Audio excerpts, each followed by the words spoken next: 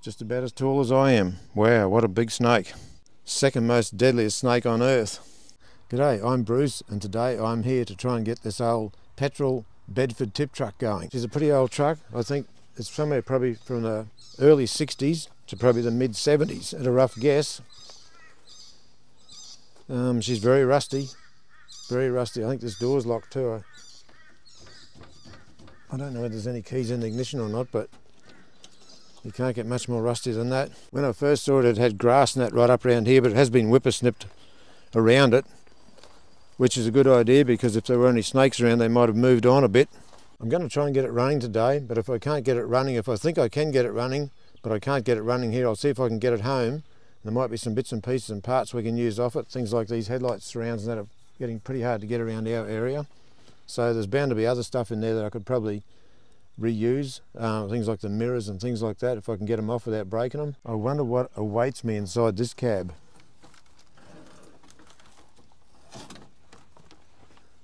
Plenty of cobwebs, plenty of rust, plenty of mould. I don't know whether it's still got a key in the ignition or not. I might have to crawl in there and see if I can find a key to see if I can unlock the other door, or see if I can turn the handle on the inside here. That might unlock the other door. This is a bit unusual where they've actually painted the door trim. Probably old lead paint by the look of that. Might get this wattle tree bush and use that to decobweb it a bit.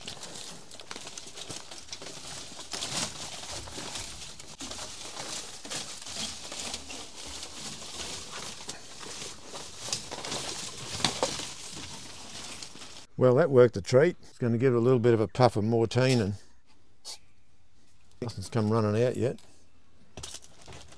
I don't overload it, load it too much, I'm only going to be breathing it.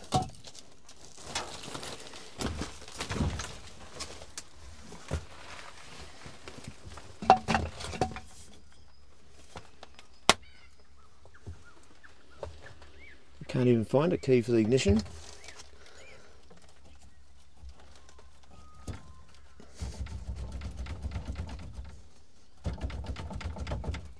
It is really rusty inside here. All these switches, look at that, everything is seized. Looks like the clutches, it'd have to be manually operated to still work after all that. It looks like there's been a few snakes living around here too. There's the remains of a snake. I hope they're not hibernating in here. It'd be good to be able to get that door open.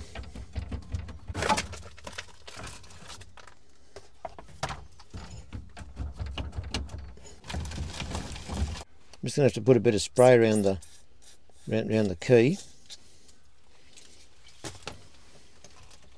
I've got it turning. If I could get that key out, I wonder would it fit the door. There it is, I've got it out. Well, is that step going to break off or not?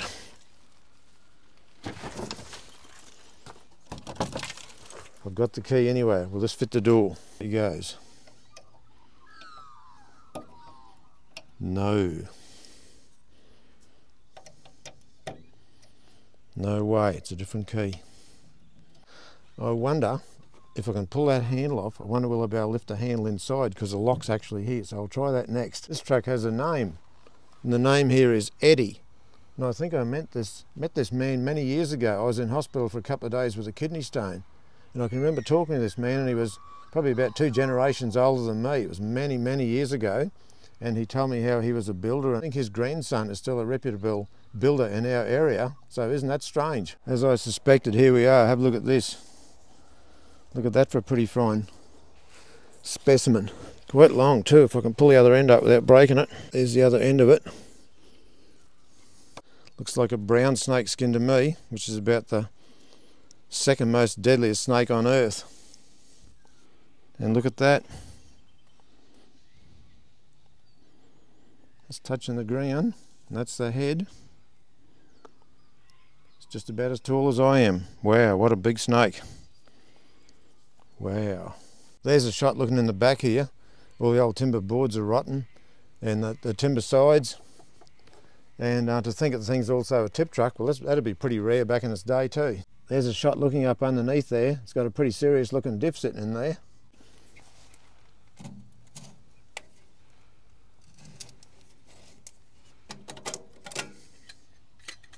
Wonder what's in here.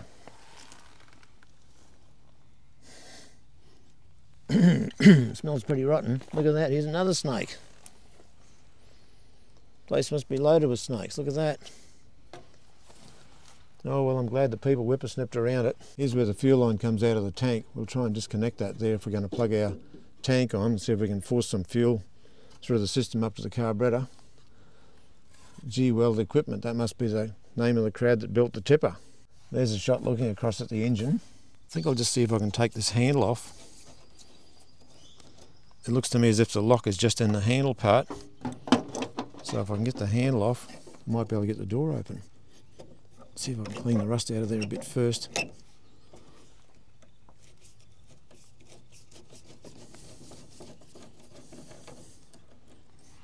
It might pull out if I'm lucky. Right. Now I'll go around on the inside and see if I can get the door open. I'll just see if I can squirt a bit of WD-40 round in there, round in here, maybe in there, which is probably not going to do a real lot in there, but you never know.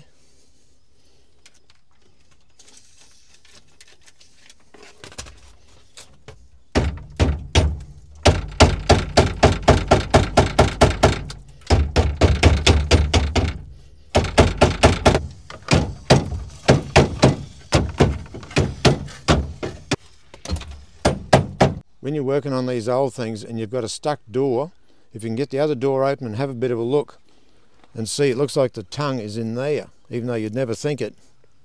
Yeah, that's where it is. It's just rusted solid. I thought I'll have a look on this one, and that's where it is anyway. This one here is just the one to lift the door up in the right position. And this is the one where it actually grabs on the safety lock and then the true lock. So I'll go around the other side and I'll give the door a bit of a tapping inwards. The door feels really tight, as if there's rust growing around the edges.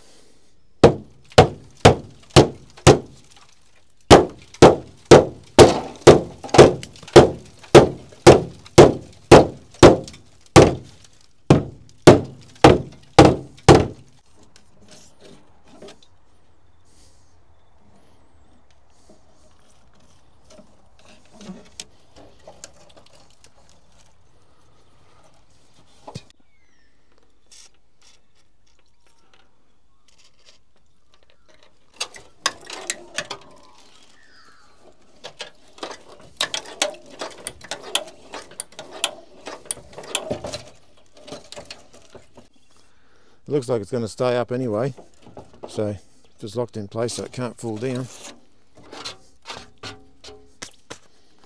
Now back to this door.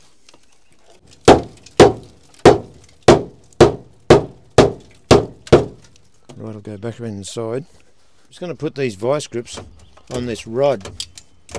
It looks to me as if the thing's going to have to come back if that's directly hooked to it.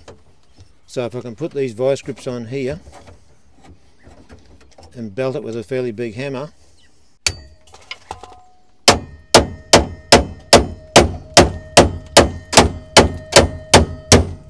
Well, the handle's moving up. Hooray! Right, hooray, it's going to open. Right, now we can see what's going on. Obviously that's the handbrake. Would have had some sort of vacuum brakes here, I'd say. I don't know whether that worked on the truck itself or worked on a trailer. Wonder how many miles the old critter's done. What is that? Let me take my glasses off. 38,000. 38,067.3 by the look of it. I guess that's neutral there. It looks like it's even got a 2-speed diff in it. I think this is a jigger that works the 2-speed diff. Little knob on the side. Where I grew up, the neighbours had a long nose one of these, and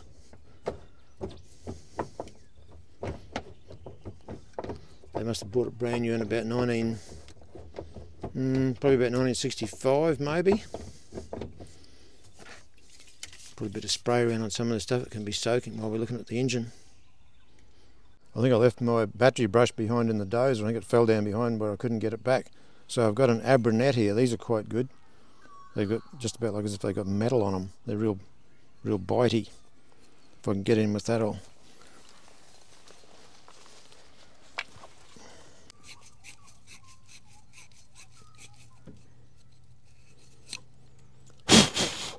I had started on it before, so it was a lot worse than that.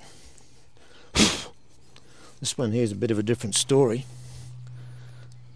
They've got the original copper going over the edge, so that means it mightn't go right on the battery.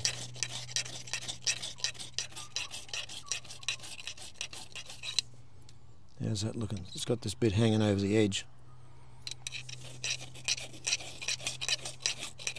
Some people say it might be a good thing. Looks pretty rusty, pretty bad looking connection.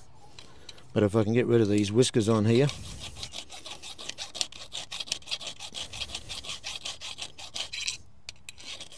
we'll be working it with 12 volts, not 24, so if it does make a bad connection, it probably won't blow the post off the battery.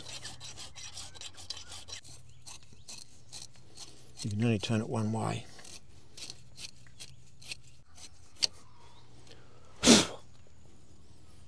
That doesn't look too bad.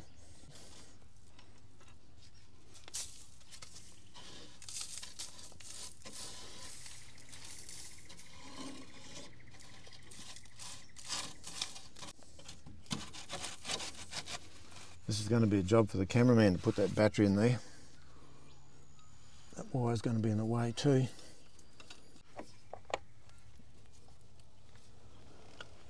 I might just cheat a bit. Tap that down a little bit.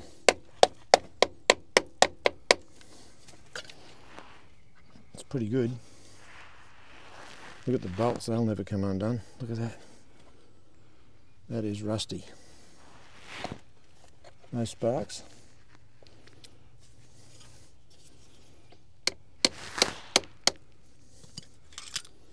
That end's still a bit loose.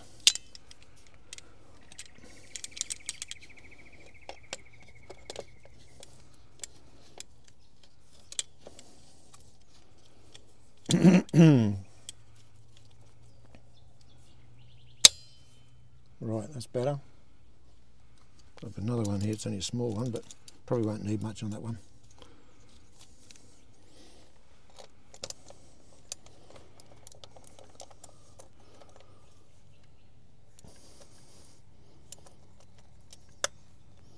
A bit tighter. Right. On this one, I think I'm just going to spray it and tap it and try and lift it up on the same as the other one so I can get a good look in at the carburetor and the engine.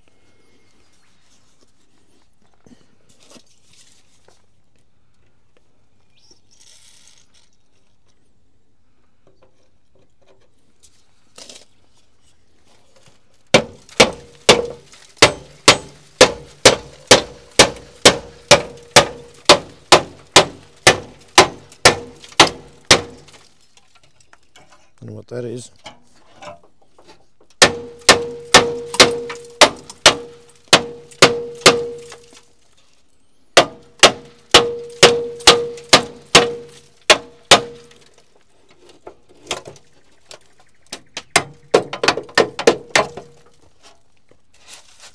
Rightio.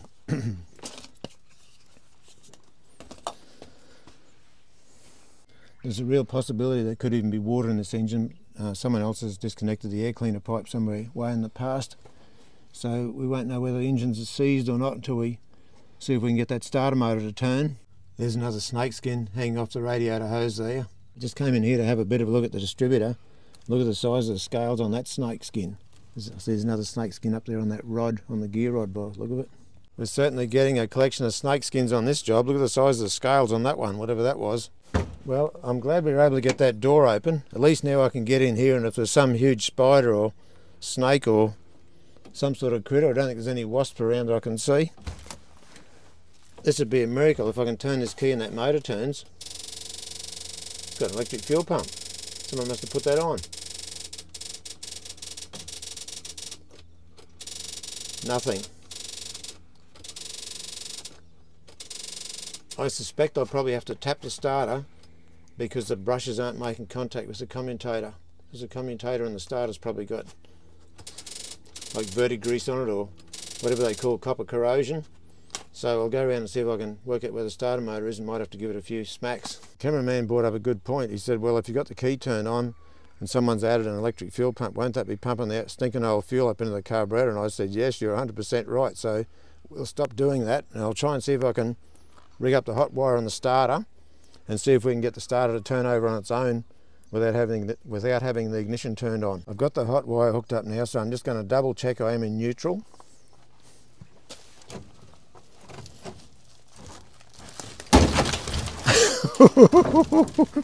How's that? Well, that step's gone.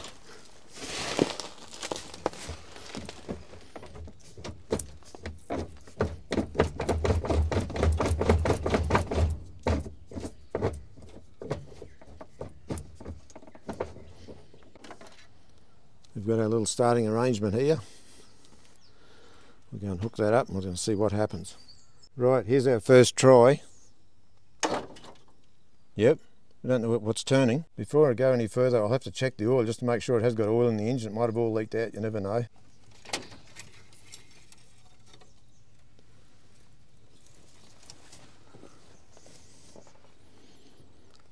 This is well I checked.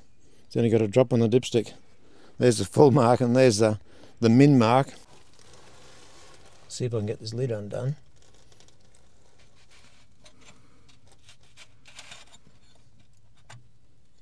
Yep. Looks like it might be a fairly clean engine inside. This is the old trick. We'll see how much sludge is in there. Not too bad. Got a bit of fat in there, but I've seen worse. Just got to wipe my hand off.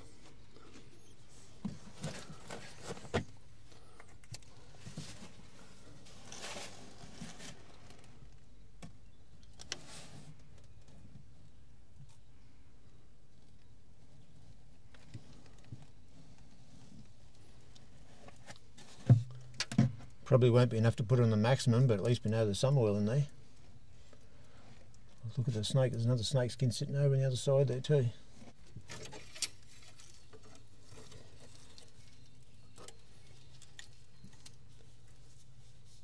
Must have a pretty big sump. I'll check it again.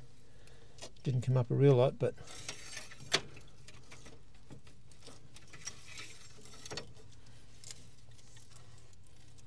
there. So we're above the minimum mark.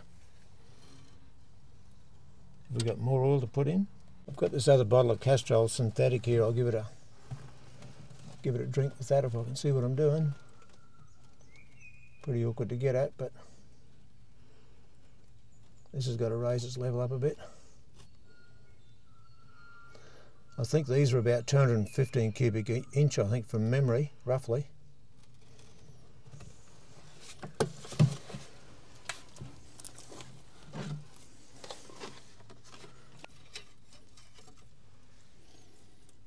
Oh yeah, that brought the level up. Got our level up to there now, which is not too far off the max. I was a bit worried if it's too far down, whether the oil pump would have trouble picking it up or not. Some engines have the oil pump fairly high, other engines will have the oil pump submerged in the oil. And I don't know what this one would be like.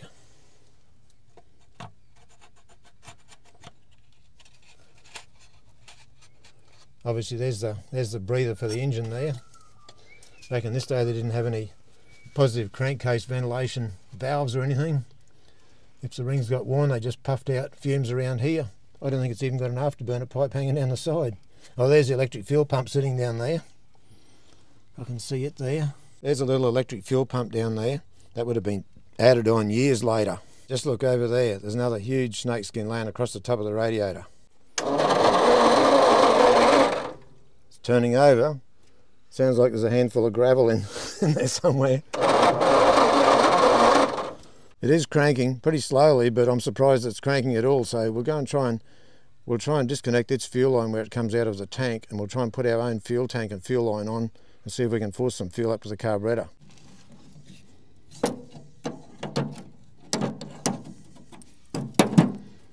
I thought if I don't have two spanners on it, I'll break the pipe going into the tank.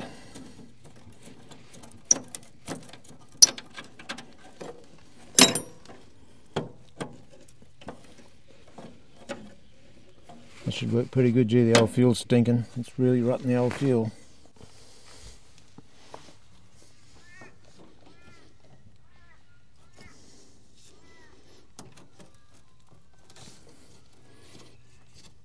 Now if we can get some petrol to go up the front.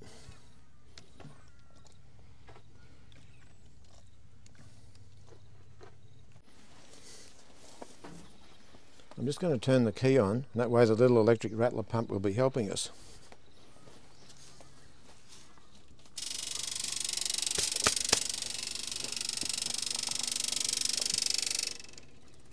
Yep, all of a sudden now the fuel's going through. Maybe the valves were stuck in a little pump before too, you don't know. Yep, she's flooding like anything. I'll shift that light out the way. When they're flooding like that, sometimes you can, if you're lucky, the needle and seat and the float and everything will tend to move. It might shut off. I'll just see if the pump's working for the carburetor. It's pretty stiff. That's real stiff. I'll have to put some spray on all that. See if I can spray all these linkages up a bit. Looks a bit like a Zenith carburetor on the old. That's what was on the old Austins I worked on as a kid. I had old Austin A40s and Austin A50s, and they had Zenith carburetors on them.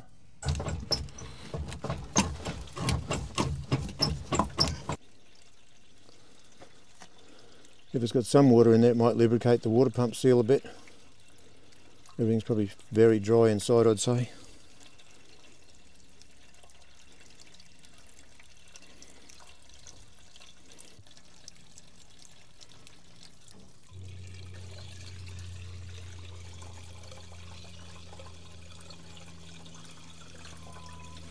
Slow but not spilling.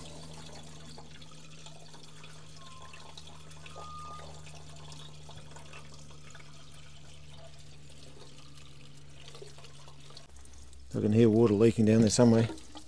Looks like a rust hole in the hose there, a joiner on the hose or whatever.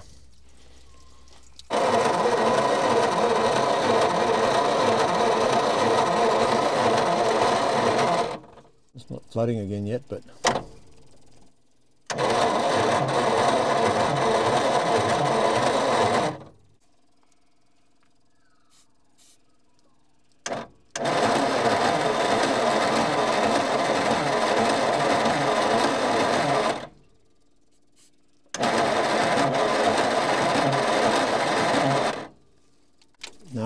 no go. Well, I might have to check the points. Next up, I'll check the spark.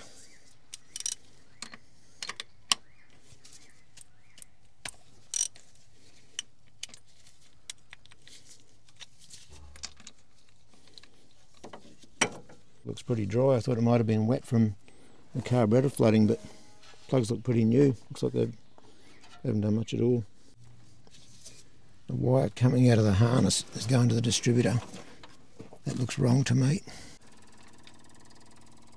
Just checking for spark.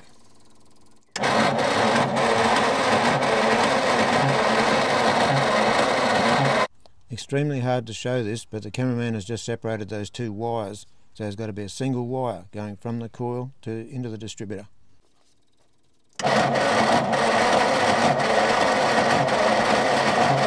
Next up, I'm going to try and clean the points, but it's going to be very difficult for me to show you what I'm doing because there's not a real lot of room in there. The four-wheel drive version, like we've got at home, is much higher. You've got a fair bit more headroom than this one. There it is, there's the cap off. A lot of times it's a good idea just to wipe around here in case it's got a lot of graphite dust off the carbon rod in the guts there. But yeah, there's a bit of junk in there, but not too bad. Especially if there's been moist weather around. We have had a little bit of rain a couple of days ago. You can see the rotor button in the middle there, and you can see the points just on the other side. If I can get the rotor button off and out the way, and get a bit of sandpaper and a screwdriver and see if I can get in there and clean those points up, we might stand some sort of a chance. I'll just show you what I do rather than use a points file. I have a piece of fairly stiff sandpaper. I'll cut off a piece about so wide. Make sure I don't bend it. You've got to keep it pretty strong. Now, this here is 600. Either 600, 800 or 400 work fine. Then we've got our 600 here. It's too weak like that, so we've got to bend it over. We don't want to make it too thick, so we just bend it over once. Take your time, nice and neatly. So right, we've got that done now. The points are probably wider, probably too wide for that now. But I'll just give that a try first up. If there's too much strain on the sandpaper, I just use a screwdriver to open the points slightly more. Right then, here we are. We've got the distributor cap off. You can see the points are a bit dirty. So see how they look a bit white looking there? Look how dirty they are in there. Look at that. They are quite dirty. Real dirty. So I can just put enough pressure on there that I can still work the sandpaper without the sandpaper buckling. I'll come through this way to see if I don't know whether you can see that a little bit better. So that's too tight now. I can't work the sandpaper. So I push in on the points lever a little bit. The points are in good condition too. They don't have a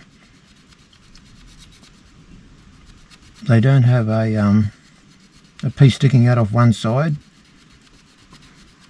that burns into the other side. So I'll have a try now.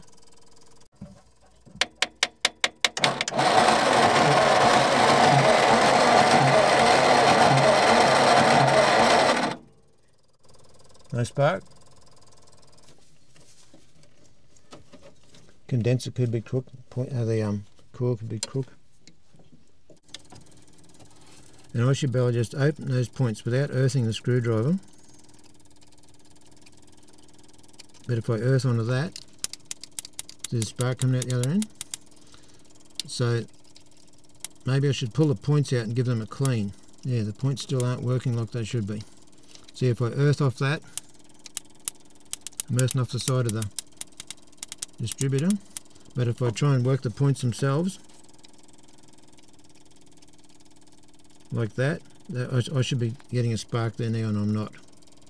The other thing, the points plate might be dirty. See how the points are earthed onto that points plate? I was showing you before that points plate can turn. So there is an earth wire here. See that little wire there? That's a little earth wire. It actually earths the points plate. There could be something wrong with that wire. It's extremely tight. Oh, got it. I'm going to narrow the points gap down a bit. Now, not all engines have this, but see this the secondary screw here? All that does, that just is how you set the points. It's an easy way to set the points. See how I'm turning this and you can see the points in here are getting closer.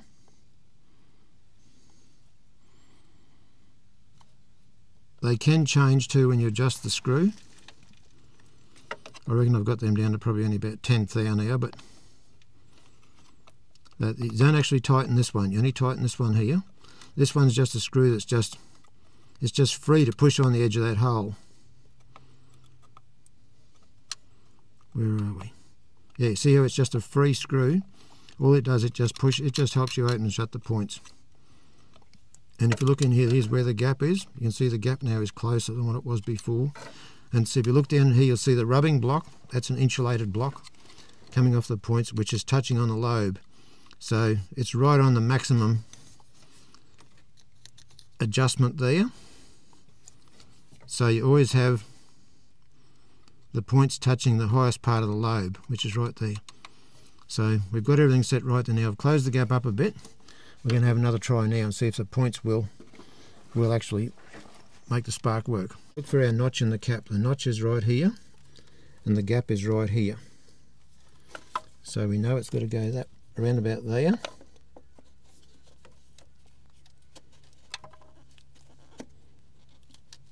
It's only just gripping there and that's all.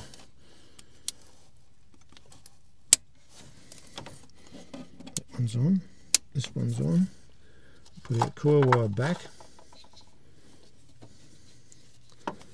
Coil wire back in the centre. Everything's a bit of a mix-up here.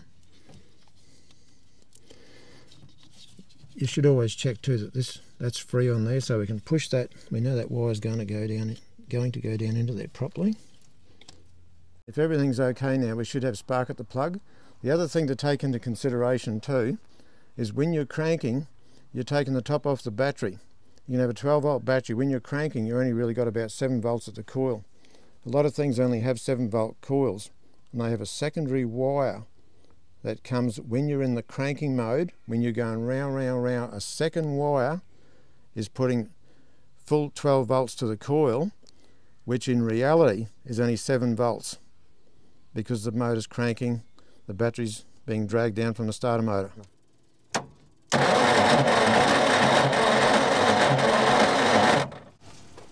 We've got spark at the spark plug now, so we're slowly winning. We'll turn the key back off and we'll put that spark plug back in.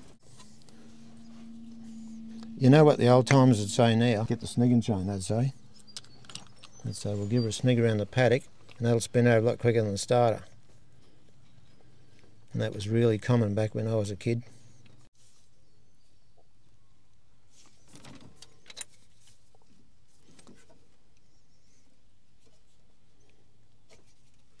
Just check that is sitting centre. Yep, feels like it's on. Just check the others.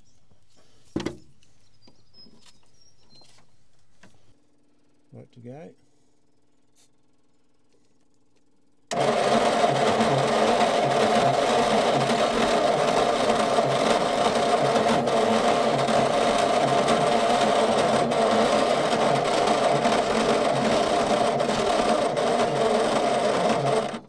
As it was cranking, you could see it was blowing, it was sucking it in and it was blowing it back. So some of the intake valves are not sealing properly, or the intake valves could be stuck on a couple of cylinders.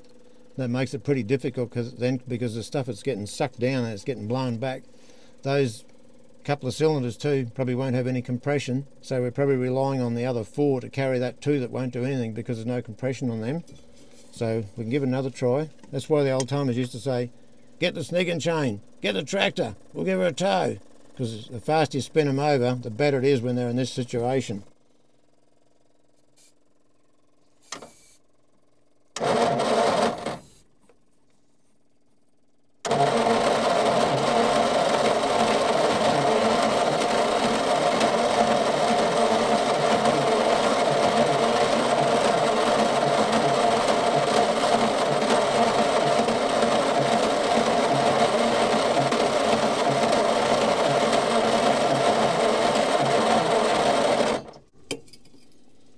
No, we need to spin over quicker. I might get the cameraman just to squeeze the bulb a bit on the outboard tank.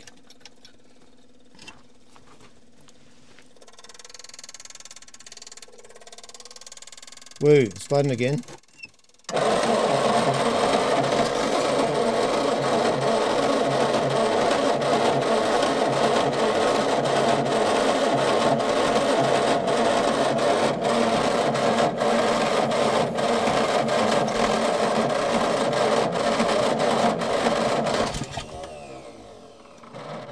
Thinking about it.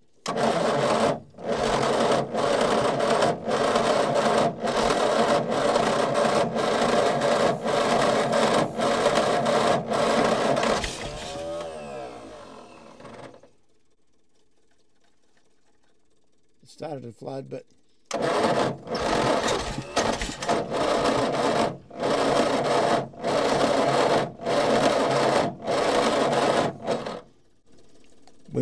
we might hook up a second battery just to try and give it a bit more power, because I think the old starter motor is pretty lazy. A lot of these, I'd take it it's probably a Lucas starter motor. A lot of them too, the bottom brush springs can be rusted off. That means that they're only working on 2 brushes out of 4, so they've only got about half power.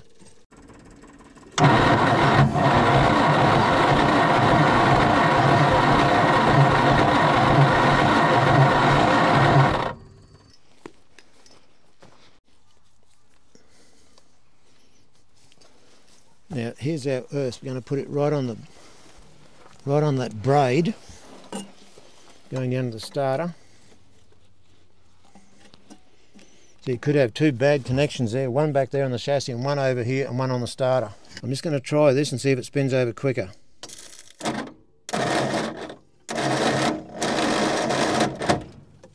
No quicker at all.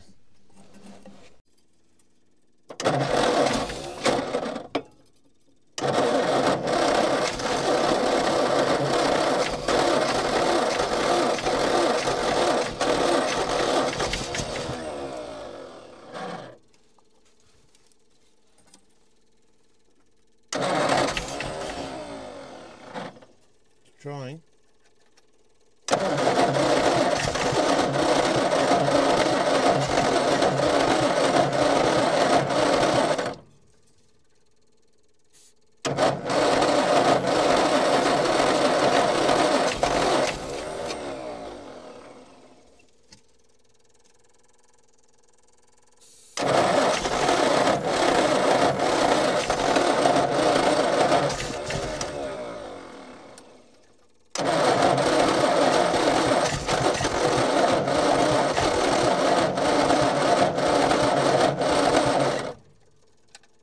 Righto, we're just going to check the firing order. It should be 1, 5,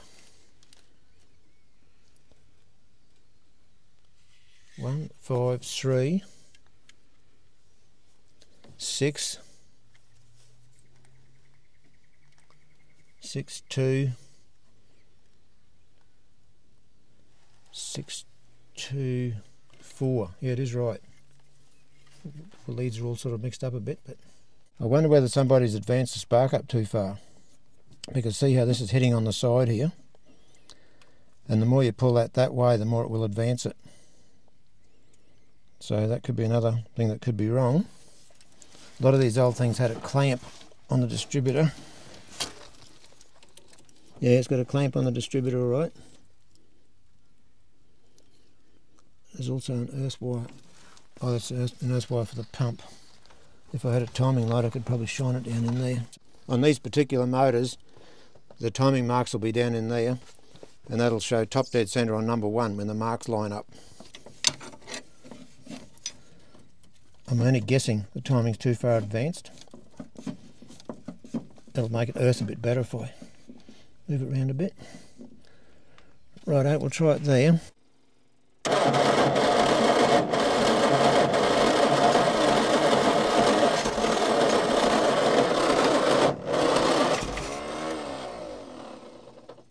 Might just retard that spark back a little bit more.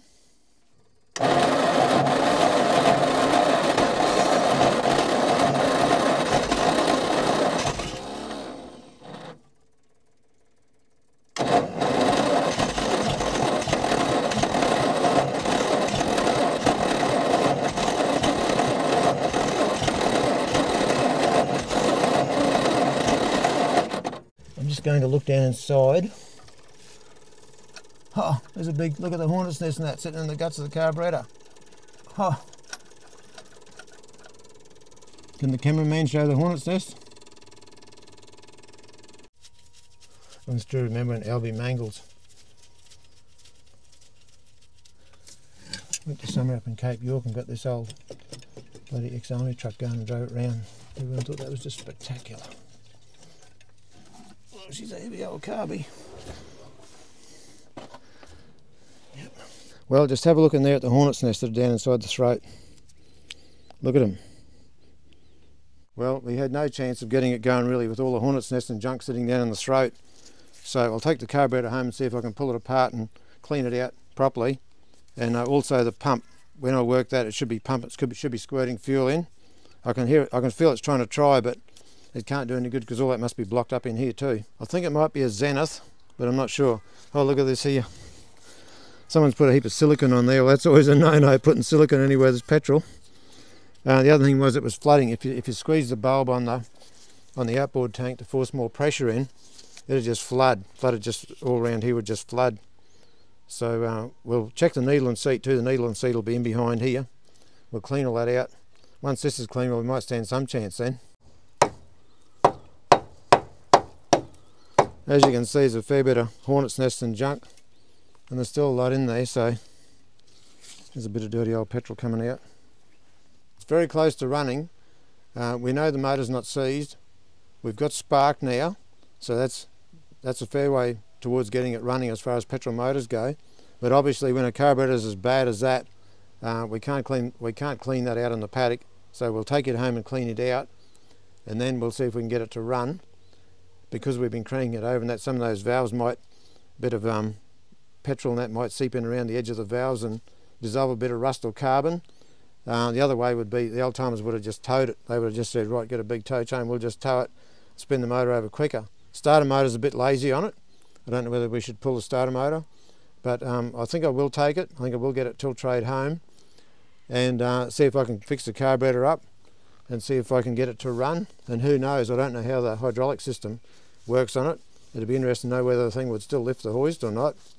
But you know, all this sort of stuff's been standing for a long time, because you hardly ever see hornet's nests built inside carburetors. That's very rare, because most times they can sense there's petrol there and they don't want to, they'll build anywhere else but down the neck of a carburetor. It's the first time I've ever come across that, I'd reckon. If you like, we'll probably call this part 1, and I'll take this home and see if I can clean that out. And if you'd really like to see the thing go, I'll do some more work on it and see if I can actually get it to go. The starter motor, I've got a feeling the starter motor is only running on about half power, which is probably only half speed, and a lot of times they'll have 4 brushes and there'll be 1 rusted off brush spring, so that means if you've got 1 brush down, well, you've actually got 2 brushes down, so that means you're only working on 2 brushes out of 4, so you've only got about half power. If you like, leave a comment below on whether you'd really like to see it drive. I don't know whether it will or not. I mean, that's a pretty big ask, and to see if it will tip, which is probably an even bigger ask, but you never know. She's a pile of rust, but obviously it's trying to go. That'll be about it for this video, so until next time, thanks very much for watching.